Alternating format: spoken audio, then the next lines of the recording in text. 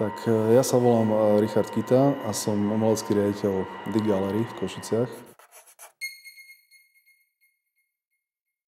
Dick Gallery funguje od roku 2012 a je situovaná v priestoroch Tavakovej továrne Strojárenská 3 v Košiciach.